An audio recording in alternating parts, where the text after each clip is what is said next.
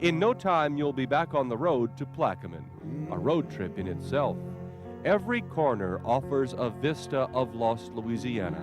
Grand houses smile down on streets dappled by Spanish moss.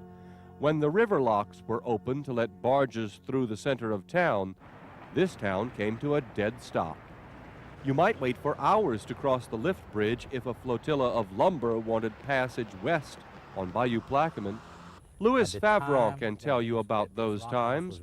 How long would it take if the river were really high to get to the back bayou? How long would the lock process take? Sometimes it would take 30 minutes depending upon the size of the barges, and sometimes it might take a little longer than that, you know. That's a long wait. And it would tie up, there's a lot of traffic that was tied up. That's how that four-lane highway came into being, because we had one lane coming into Plaquemine and going out. When the boats would come through these locks, then the traffic bridge and the railroad bridge would open.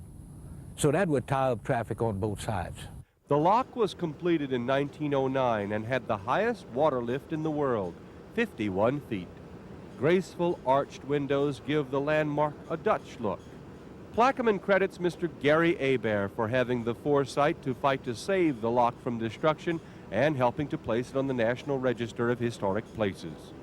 They started building the locks in 1895, and it took 14 years to build these locks because they were built by hand.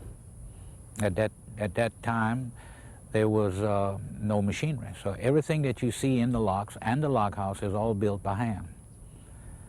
And the guy who designed these locks is the same guy that designed the Panama Canal. In 1961, another lock upstream stole its business. This lock was no longer needed.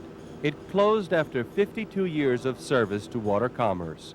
Gus O'Neill's father was lockmaster. Well, had a lot of boat traffic coming through the locks, and they were